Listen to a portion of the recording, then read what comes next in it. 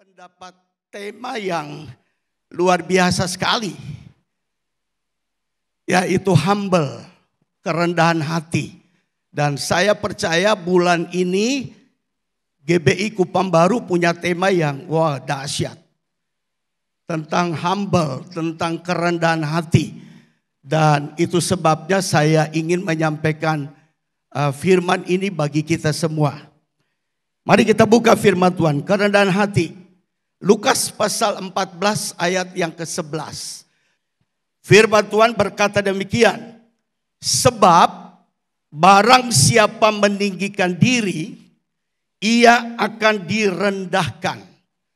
Dan barang siapa merendahkan diri, ia akan ditinggikan.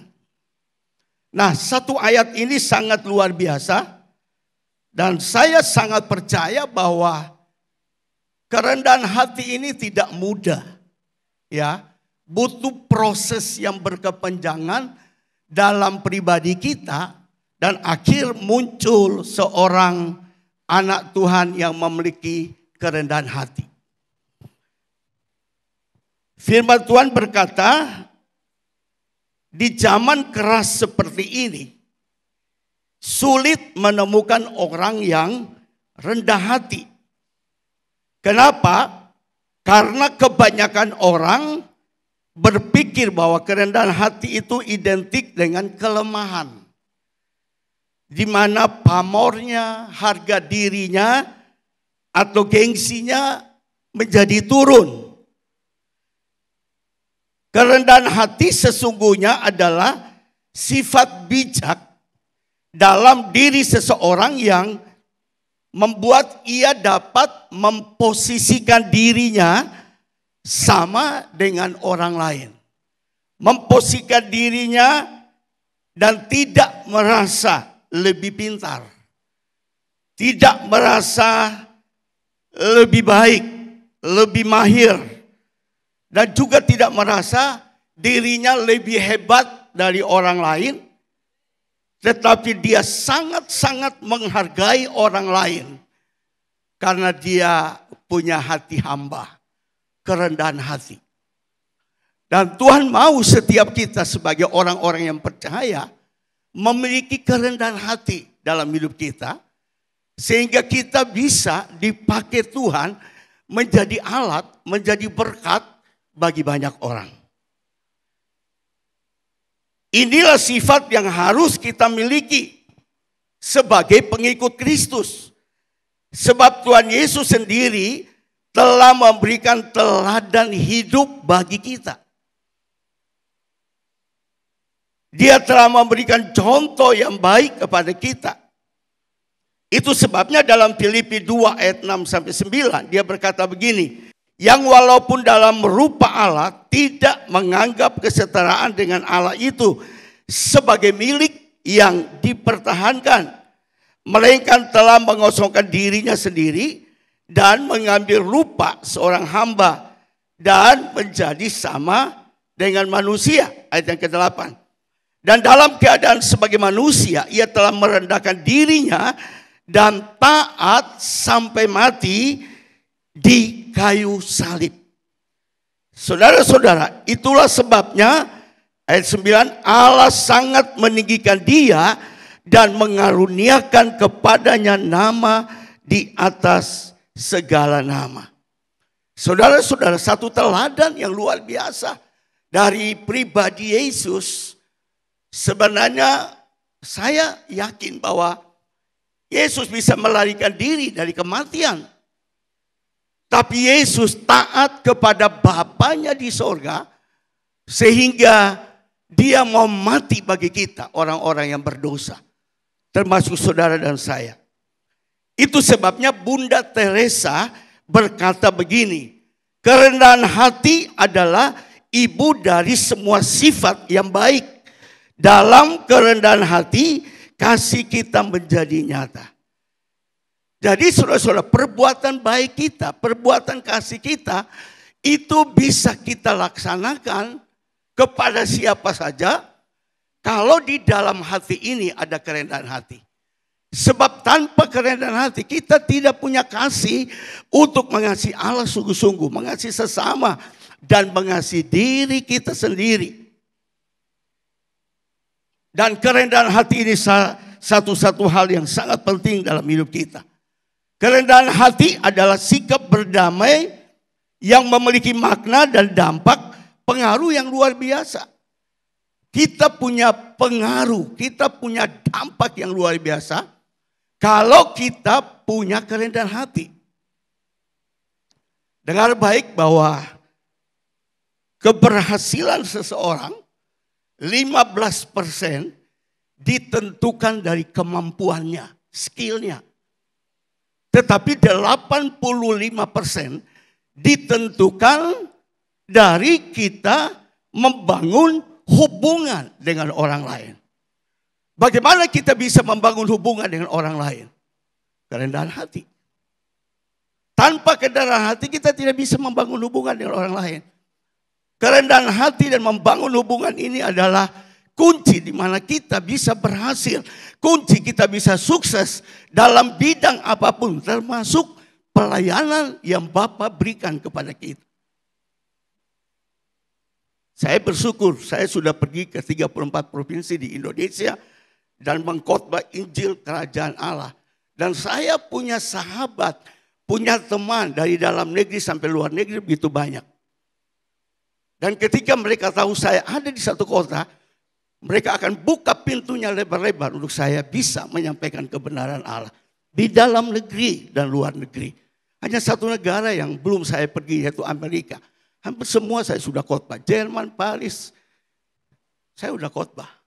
Belanda berulang-ulang kali. Tapi hari ini saya mau beritahukan, kuncinya adalah kerendahan hati. Kunci adalah bagaimana kita bisa membangun hubungan dengan siapa saja. Baik di level atas, level menengah, level terendah juga. Baru Tuhan akan promosi kita. Baru Tuhan akan angkat kita menjadi alat bagi kemuliaannya. Yang percaya, katakan amin. Jadi secara naluriah, manusia ingin dipuji.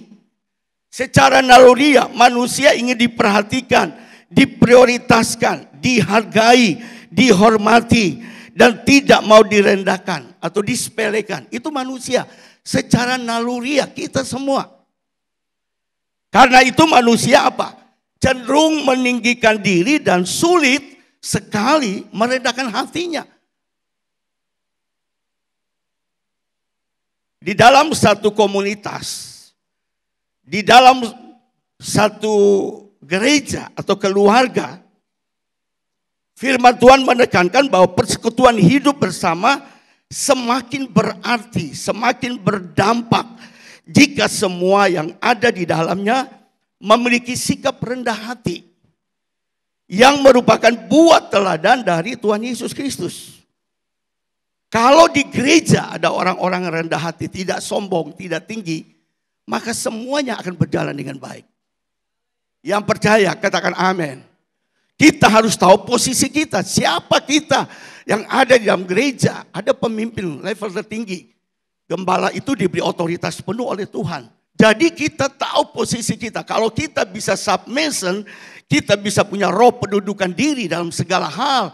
Di dalam pelayanan, maka semuanya akan berjalan dengan indah. Dan Allah melawat umatnya dan gerejanya secara dahsyat dan ajaib. Yang percaya, katakan amin. Tuhan Yesus menunjukkan kepada kita teladan terbesar tentang kerendahan hati. Yesus rela menjalankan misi Allah yang besar. Dan dia memberikan dirinya mati di atas kayu salib. Secara totalitas. Tidak setengah-setengah. Seluruhnya, seutuhnya hidupnya. Dia berikan bagi kita manusia yang berdosa. Kasihnya agar kita manusia diselamatkan oleh Tuhan. Nah, 3 hal penting yang saya mau beritahukan tentang humble, tentang kerendahan hati. Yang pertama adalah pengertian kerendahan hati. Mungkin Anda bertanya, apa itu kerendahan hati? Dan saya mau bahas hari ini buat kita semua.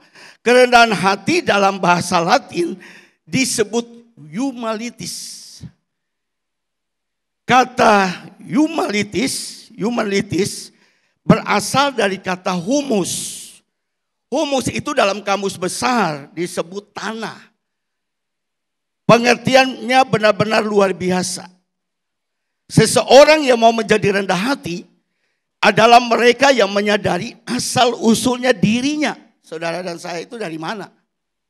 Kita ini adalah humus. Humus itu debu tanah, saudara-saudara. Jadi karena kita ini debu, kita ini tanah, maka tidak ada yang bisa kita sombongkan, saudara-saudara. Yang percaya, katakan amin. Jadi sejatinya manusia, kita harus rendah hati. Karena kita berasal dari debu, dari tanah. Karena kita diciptakan oleh Tuhan dalam hidup ini. Pengertian kerendahan hati itu dapat diperluas jika kita melihat pada definisi dalam bahasa Yunani. Kata rendah hati itu disebut praus. Praus yang berarti lemah lembut. Jadi kalau orang rendah hati itu diiringi dengan hati yang lemah lembut. Penuh sabar, ya, penuh penguasaan diri, itu orang rendah hati. Jadi kata praus itu dipakai dalam khotbah Yesus di bukit. Dalam Matius 5 ayat 3 Yesus berkata gini, berbahagialah orang yang lemah lembut, praus, karena mereka akan memiliki bumi. Dan saya sangat percaya orang yang rendah hati, dia bisa menguasai dunia ini. Dia bisa menguasai bumi. Itu sebabnya saudara-saudara kita diajar untuk hidup di dalam kerendahan hati. Saudara-saudara, di dalam Alkitab kita dapat merenungkan bahwa Yesus sendiri sebagai teladan utama dalam kerendahan hati. Maka pengikutnya, maka murid-muridnya, saudara dan saya, hamba-hambanya itu juga harus rendah hati. Selama hidup di dunia, Yesus selalu berjalan dalam kerendahan hati dan ketaatan kepada Bapa, sehingga Allah mengaruniakan kepadanya nama di atas segala nama. Dari dia rendah hati, maka Bapa melihatnya dan akhirnya dia dipercayakan menjadi raja di atas segala raja. Luar biasa, ditinggikan. Jadi orang yang rendah hati, dia pasti akan ditinggikan oleh Tuhan. Yang percaya, katakan amin. Itu sebabnya 1 Petrus 5 ayat 6 berkata begini. Petrus berkata begini. Karena itu rendahkanlah dirimu di bawah tangan Tuhan yang kuat, supaya kamu ditinggikannya pada waktunya. Jadi orang yang rendah hati, percayalah, satu saat engkau akan dipromosikan Tuhan. Engkau akan ditinggikan Tuhan dalam hidupmu. Yang percaya, katakan amin. Jadi kita perlu rendah hati. Andrew Murray menulis dan dia berkata begini. Sifat rendah hati yang tergantung kepada Allah adalah dasar dari segala berkat yang sejati. Wow, luar biasa. Seorang penulis buku yang terkenal, Andrew Murray berkata, kalau kita rendah hati, maka berkat itu akan mengikuti kita. Berkat jasmani, berkat rohani akan mengikuti orang-orang yang rendah hati di hadapan Tuhan. Apa saja yang kita kerjakan, kita akan berhasil. Kita akan menjadi beruntung.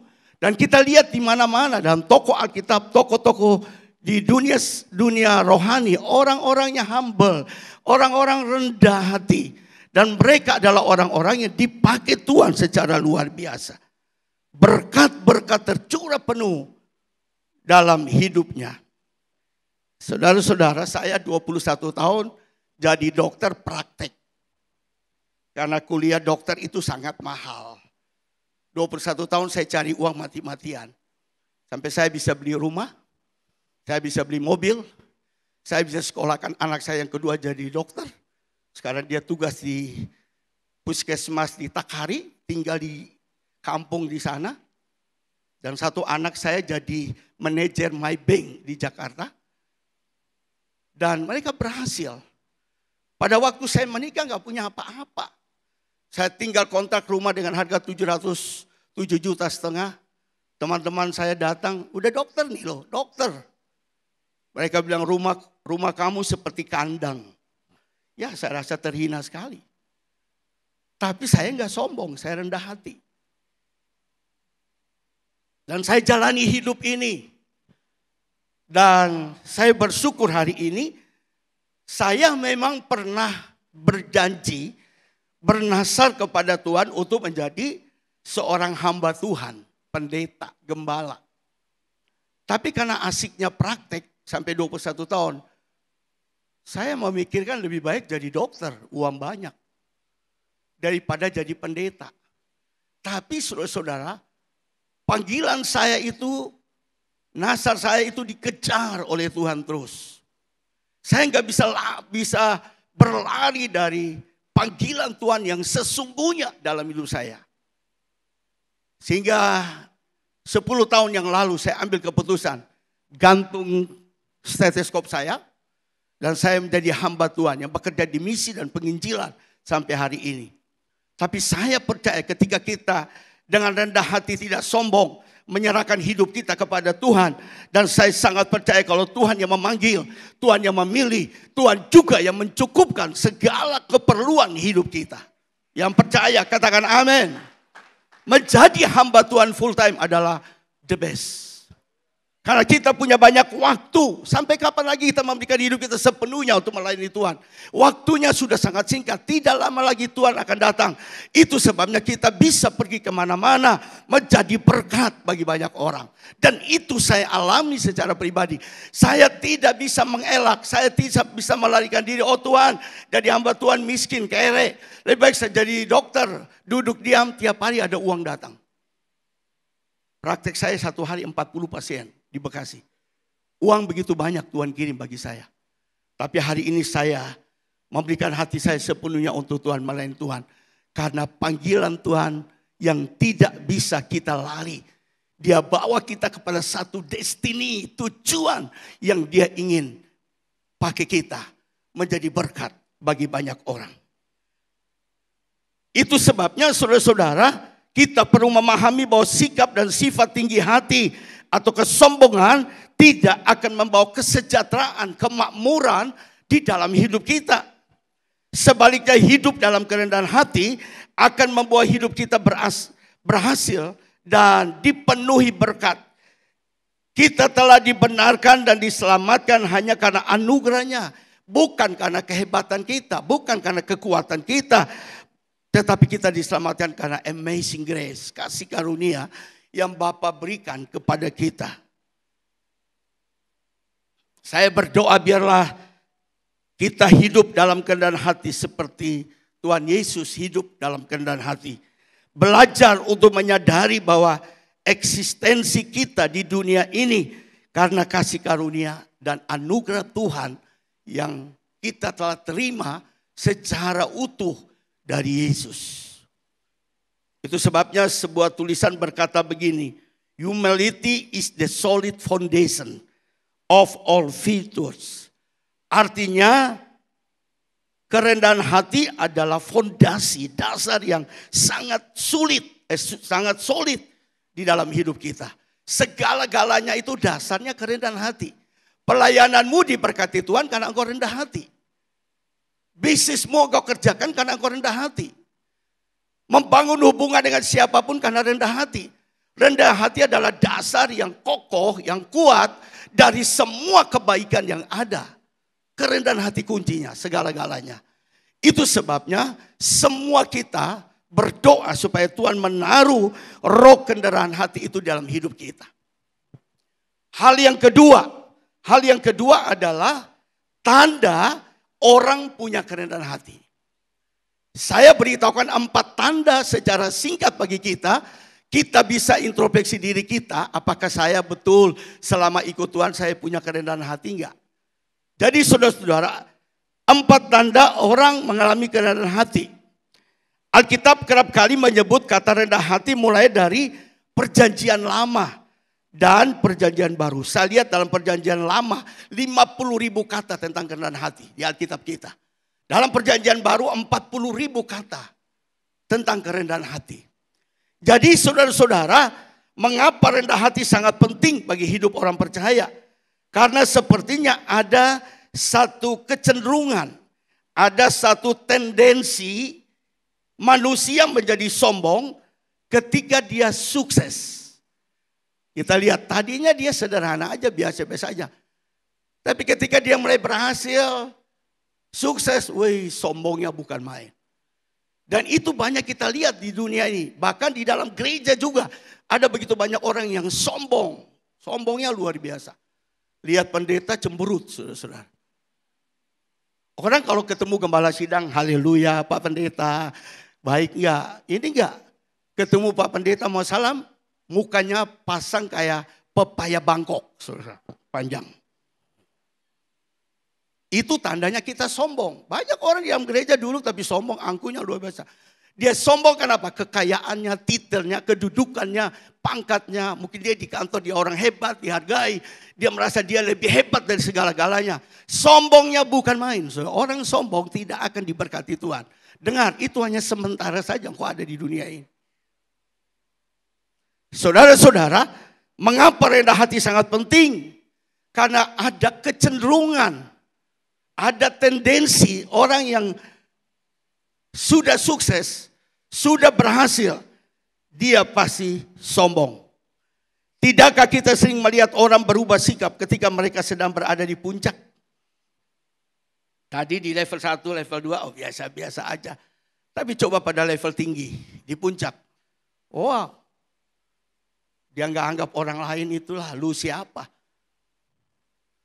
Karena segala-galanya dia bilang saya punya. Jadi dia sombong. Banyak orang berubah ketika dia sudah ada di puncak. Dia sudah ada di atas. Ada pula yang mengira mereka akan terlihat berwibawa dan berpengaruh jika sudah tampil angkuh, congkak atau menampilkan. Saudara-saudara, berbahaya sekali. Firman Tuhan ajarkan kepada kita. Menjadi murid Kristus, kita harus rendah hati. Menjadi pengikut Yesus, kita harus menjadi orang yang rendah hati. Jadi jika hal ini kita lakukan, kita tidak saja dijauhi orang lain, tapi kita juga akan menghadapi masalah dengan Tuhan. Karena rendah hati adalah sikap yang dicontohi Tuhan kepada orang-orang percaya. Saudara-saudara dengar baik, orang yang sombong, dia akan dijauhkan orang. Orang gak mau dekat sama dia. Karena angkuh. Tapi kalau orang yang rendah hati, wah banyak orang akan dekat sama kita. Kita punya sahabat yang banyak. Kita punya teman-teman yang banyak. Bukan saja kita dijauhkan oleh sesama manusia. Orang sombong dijauhkan Tuhan. Karena Alkitab berkata Tuhan melawan orang yang congkak. Orang yang sombong hati. Itu sebabnya hari ini mari kita berubah secara total dalam hidup ini. Jangan menyuruh orang lain berubah. Jangan suruh suami kita berubah. Jangan suruh istri kita berubah. Tapi perubahan itu harus dimulai dari diri kita. Dan percayalah kalau kita berubah, maka orang lain di sekitar kita akan berubah. Bahkan kota Kupang akan berubah kalau kita berubah. Amin. Jangan nuntut orang lain berubah. Mulai dari kita dulu. Karena perubahan, orang mengikut Tuhan harus ada perubahan.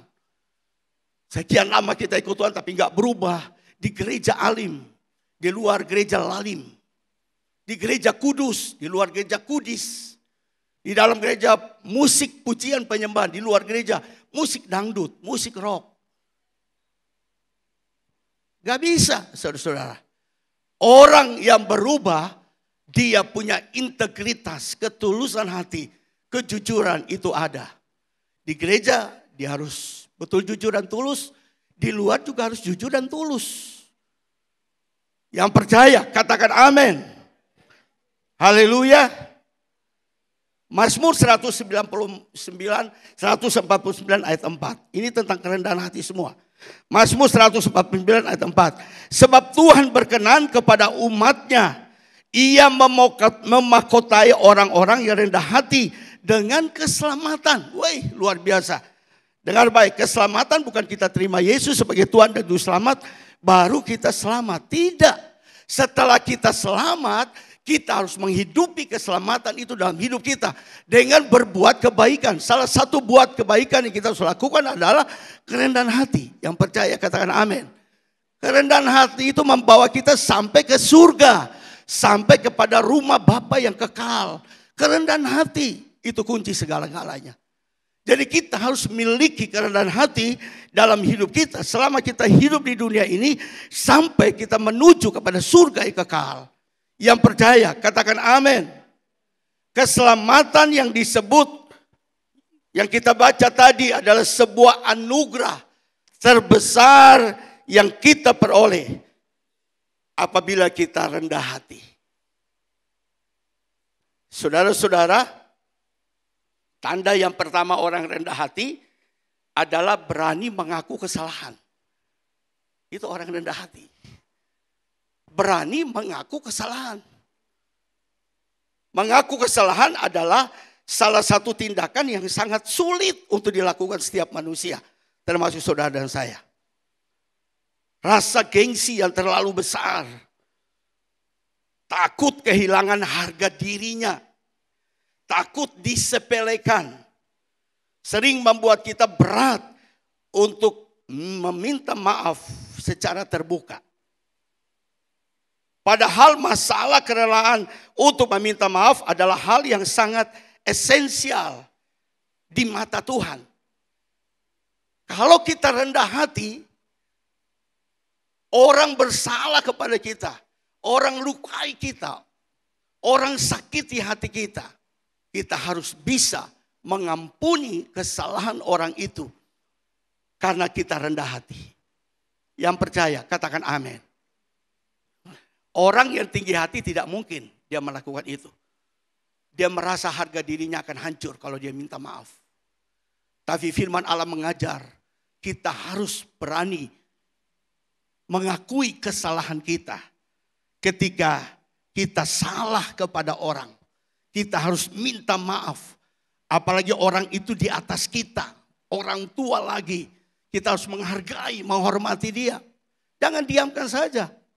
Saudara-saudara, biasanya karena gengsi, sombong, sedikit orang yang berani mengaku kesalahan sendiri di depan sesamanya dan di hadapan Tuhan.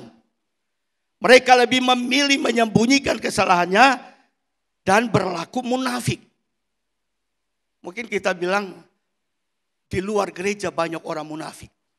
Tapi ini saya mau katakan, penelitian dalam sebuah buku menulis bahwa munafik itu lebih banyak ada di dalam orang gereja. Orang gereja itu bisa muka dua. Sangat munafik. Itu sebabnya kita harus lihat diri saya munafik gak? Supaya kita dibenarkan oleh Tuhan. Kita diampuni oleh Tuhan. Supaya kita bisa melakukan banyak hal bagi kemuliaan Tuhan.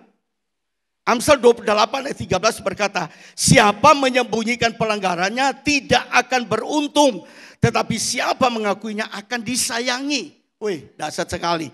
Jadi kalau saudara mau dikasihi Tuhan, mau disayangi Tuhan, lepaskan pengampunan kepada siapapun yang pernah dendam, pernah sakit hati, membuat engkau luka hati. Lepaskan pengampunan dan melupakannya. Yang percaya, katakan amin. Baik, kalau kita melayani plong, enak. Wah, kita gak merasa tertuduh, tapi kita melakukan dengan baik. Sebab orang yang rendah hati untuk mengampuni kesalahan orang lain, dia disayang Tuhan. Saya percaya kita semua mau disayang Tuhan.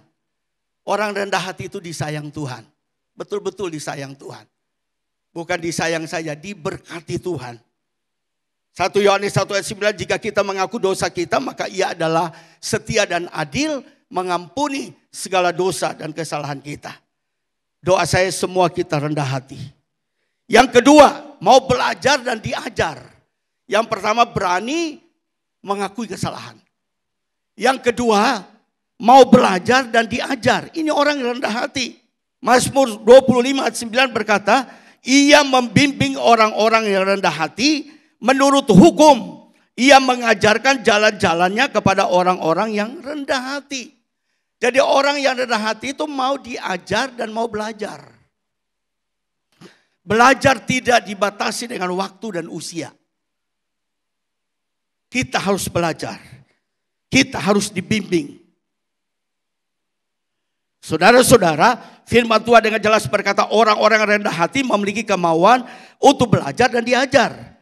Jalan Tuhan terbentang luas bagi orang-orang yang rendah hati. Amin. Haleluya. Terbentang luas di depan kita. Masa depan kita cerah bagi orang yang mau belajar dan diajar oleh Tuhan. Diajar dengan firman Tuhan. Itu sebabnya Tuhan memproses kita. Banyak hal yang Tuhan izinkan terjadi dalam hidup kita. Itu adalah proses Tuhan. Masalah, sakit penyakit, pergumulan, tantangan, kesulitan. Sekarang kita sedang diproses Tuhan. Tuhan sedang mengajar kita.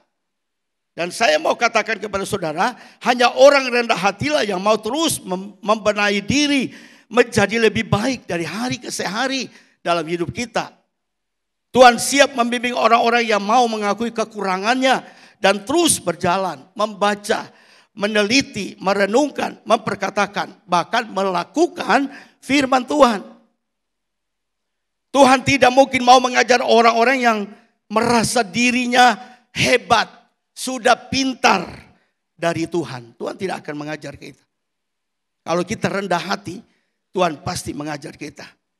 Bagaimana firman Tuhan bisa tertanam dan bertumbuh apabila firman Tuhan itu jatuh di atas tanah yang berbatu. Tanah yang keras. Ada lalang rumput. Bagaimana bisa subur? Tidak mungkin. Firman Tuhan yang kita dengar itu harus menjadi rema dan itu tersimpan di dalam hati kita sehingga kita ada perubahan karena firman itu. Firman Tuhan bukan sekadar logos yang kita baca begitu saja. Tidak. Apa yang kita dengar itu harus menjadi berarti dan simpan di tanah hati kita yang subur dan akhirnya kita berbuah-buah lebat bagi kemuliaan Tuhan. Kesombongan dan keangkuhan itu merugikan diri kita sendiri. Orang sombong pasti dia akan rugi sendiri. Orang-orang tidak akan dekat sama dia, tapi orang-orang akan menjauhi dia. Itu sebabnya proses belajar dan diajar tidak hanya melalui pendidikan formal. Di sekolah, di kampus. Tetapi melalui sekolah kehidupan. Sekolah kehidupan itu adalah pengalaman rohani kita dengan Tuhan. Itu yang mengajar kita hari lepas hari dalam hidup ini. Sehingga kita akhirnya menjadi orang yang rendah hati.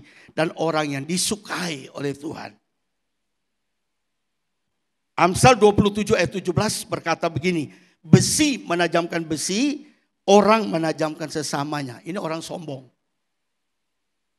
Kita nggak boleh sombong. Saya berdoa supaya kita semua mau belajar dan diajar setiap saat. Sehingga kita memiliki kerendahan hati yang baik dan disukai oleh Tuhan dan banyak orang. Yang percaya, katakan amin. Yang ketiga adalah, tanda ketiga orang rendah hati adalah, rendah hati itu tidak sombong. Rendah hati itu tidak sombong. Tinggi hati atau sombong, angkuh atau berbagai sinonim adalah lawan dari kerendahan hati. Artinya orang yang rendah hati tidak akan bersikap sombong. Kesombongan membuat kita dijauhkan orang banyak. Bahkan sesama kita. Bahkan Tuhan juga menjauhkan kita. Sebab Yakobus 4 ayat 6 berkata begini. Yakobus 6 ayat 4 ayat 6. Ini ayat yang tidak asing bagi kita. Allah menentang orang yang congkak. Tetapi Allah mengasihi orang yang rendah hati. Jadi jelas sekali firman Tuhan. Orang congkak dia tidak dikasihi oleh Tuhan. Tapi orang yang rendah hati, Tuhan mengasihi kita. Yang percaya, katakan amin. Yang keempat, yang terakhir. Saya baca 5 buku baru ada ini khotbah saya. Khotbah yang terbaru, yang pertama kali yang saya khotbah di sini. Tanda keempat, tidak egois tetapi mengutamakan kepentingan orang lain. Orang rendah hati itu tidak egois. Tidak mementingkan dirinya sendiri. Tapi dia mementingkan kepentingan orang banyak, orang lain. Ini poin yang sangat penting. Bagaimana sebuah ikatan dalam komunitas gereja atau perkumpulan itu bisa kokoh dan kuat. Kalau di dalamnya orang-orang rendah hati. Saya mau katakan, kenapa gereja pecah? Kenapa sekarang ini saudara-saudara, orang buka gereja gampang sekali. Hanya memindahkan orang dari satu gereja ke gereja lain. Sebenarnya yang Tuhan kehendaki adalah kita menginjili, kita bersaksi. Itu di sana-sana tuh masih banyak orang yang belum diselamatkan itu. Kita harus bergerak untuk bersaksi bahwa mereka datang kepada Tuhan. Bukan kita memindahkan orang untuk gereja kita jadi penuh. No, Tuhan tidak berkenan, Tuhan tidak senang apa yang kita buat. Tuhan ingin kita bersaksi. Jemaat ini akan bertumbuh, terjadi pelipat gandaan, terjadi multiplikasi. Karena ada jiwa-jiwa baru yang setiap minggu datang karena hasil penginjilan kita di hadapan Tuhan. Yang percaya, katakan amin. Kenapa gereja pecah? Karena banyak orang sombong, angkuh. Merasa diri lebih hebat daripada orang lain. Bahkan pendetanya, dia bilang pendeta gak ada apa-apa, khotbahnya gitu-gitu. Jangan main-main. Gembala sidang itu diberi otoritas oleh Tuhan. Kalau dia bersalah itu dia urusan langsung dengan Tuhan. Kita tidak perlu menghakiminya. Yang percaya katakan amin. Kalau gereja Tuhan itu tahu, maka saya percaya kita semua akan utuh, solid, kuat. Membangun kerajaan Allah yang kuat. Dan mempersiapkan orang-orang di dalam gereja kita. Pergi kemana? Ke surga yang kekal. Itu tugas kita sebagai gembala sidang. Hamba-hamba Tuhan. Mengajar firman Tuhan kepada mereka. Karena keangkuhan bisa membuat orang besar kepala, lupa diri, sehingga menganggap dirinya paling penting, paling utama, yang harus dihormati, yang harus dihargai. Kalau saya menghargai semua orang dalam level yang sama, bahkan engkau berkedudukan, titel, banyak uang, baru saya hargai. Tidak, semua manusia kita harus hargai dengan sikap yang sama. Karena jemaat itu selalu datang dengan berbagai-bagai tipe orang. Kita tidak hanya mementing, karena dia orang kaya, nyumbang paling banyak di gereja, kita harus ini sama. Enggak, no. Lebih baik saya menyenangkan hati Tuhan daripada menyenangkan hati manusia. Yang percaya, katakan amin. Karena keangkuhan bisa membuat orang besar kepala dan lupa diri, sehingga menganggap diri mereka paling penting, paling utama, paling hebat, paling the best. Semuanya dia. Dan dia kadang-kadang kata begini, lihat aja tuh ya, gereja itu akan hancur tanpa saya. Sombongnya bukan main. Alkitab bilang tanpa lu Tuhan bisa pakai batu-batu untuk memuliakan aku. Engkau pergi akan datang banyak orang lagi. Jadi jangan sombong. Sombong itu gak laku sama Tuhan. Kita harus rendah hati. Saling menghargai, saling menghormati, saling mendoakan. Baru kita akan diberkati Tuhan. Tidak ada orang super di gereja. Semua sama di hadapan Tuhan. Yang percaya katakan amin. Sebuah band musik bisa hancur seketika karena sikap mementingkan diri sendiri dan sangat arogan. Saya mau sampaikan kepada saudara, pernah beberapa tahun lalu kita kenal dengan grup The Beatles yang dipimpin oleh John Lennon. Satu kali John Lennon berkata begini, saya lebih populer dari Yesus. Tidak lama kemudian, John Lennon ditembak mati oleh penggemarnya. Dan The Beatles Group pecah sampai hari ini. Tidak ada muncul lagi. Jadi tidak ada orang yang berkata, saya lebih hebat dari Yesus. Saya mau katakan, Yesus lebih hebat dalam hidup kita. Yang percaya katakan aman. Yesus segala-galanya dalam hidup kita. Itu sebabnya kalau kita melayani Tuhan, andalkan Yesus. Jangan andalkan kemampuanmu. Karena orang mengandalkan kemampuan dikutuk oleh Tuhan. Tapi orang mengandalkan Tuhan diberkati oleh Tuhan. Saya selalu katakan, Tuhan aku gak mampu. Kemarin khotbah di Medan KKR dari satu kota ke kota. Saya hitung-hitung 16 kali khotbah. Tapi suara saya masih tetap bagus. Sampai hari ini.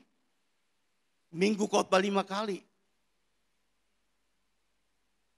Tapi saya mau katakan kepada saudara, kita tidak bisa menganggap kita hebat. Saya mampu, saya bisa khotbah apa saya tidak. Harus dekat kepada Tuhan. Datang kepada Tuhan, bilang Tuhan saya enggak sanggup, saya enggak mampu. Baru Tuhan mampukan kita, Tuhan lengkapi kita, Tuhan berkati kita dengan hal-hal yang baru untuk kita bisa meneguhkan banyak orang. Keutuhan keluarga bisa runtuh, persekutuan bisa runtuh, organisasi bisa runtuh, gereja bisa hancur. Karena begitu banyak orang-orang yang angkuh, orang-orang yang sombong yang ada di dalam gereja. Orang yang rendah hati tidak akan bersikap egois karena mereka mementingkan orang lain lebih dahulu ketimbang kepentingan diri sendiri. Yang percaya katakan amin. Jadi hari ini saudara-saudara jangan egois. Jangan mementingkan diri sendiri. Kalau kita diberkati harus jadi berkat bagi orang lain. Itu tujuan Tuhan dalam hidup kita. Kita diselamatkan untuk menyelamatkan orang lain. Kita diberkati untuk memberkati orang lain. Kita dipulihkan untuk memulihkan orang-orang di luar sana yang belum dipulihkan di dalam Tuhan. Itu kehendak Tuhan bagi kita. Gerejanya orang percaya yang sungguh-sungguh mengasihi Tuhan. Jadi kita harus mementingkan orang lain. Berkat yang kita peroleh tidak boleh kita makan sendiri. Tapi kita menyisihkan buat orang-orang miskin, susah, lemah, terlantar, letih, lesu. Kita harus hadir untuk menjadi berkat bagi mereka. Filipi 2 ayat 3-4 berkata, sebaliknya hendaklah dengan rendah hati yang seorang menganggap yang lain lebih utama daripada dirinya sendiri. Dan janganlah tiap-tiap orang hanya memperhatikan kepentingannya sendiri, tapi kepentingan orang lain juga. Jadi firman Tuhan ajarkan kepada kita, pentingkan kepada orang lain. Tanda-tanda kerendahan hati inilah yang muncul dalam hidup kita. Kalau ada dalam hidup kita, saya percaya kita punya kualitas rohani yang baik di hadapan Tuhan. Kalau 4 tanda itu ada dalam diri kita, kita punya kualitas rohani yang baik. Spiritual, spirit kita yang baik di hadapan Tuhan. Yang terakhir 3 poin. Yang pertama, pentingnya kerendahan, definisi kerendahan hati. Yang kedua, 4 tanda orang rendah hati. Dan yang terakhir, berkat orang rendah hati. Kalau kita rendah hati itu berkat apa? Ada 4 berkat yang saya temukan dalam Alkitab. Tapi saya tidak sampaikan semua, tapi saya sebut poin saja.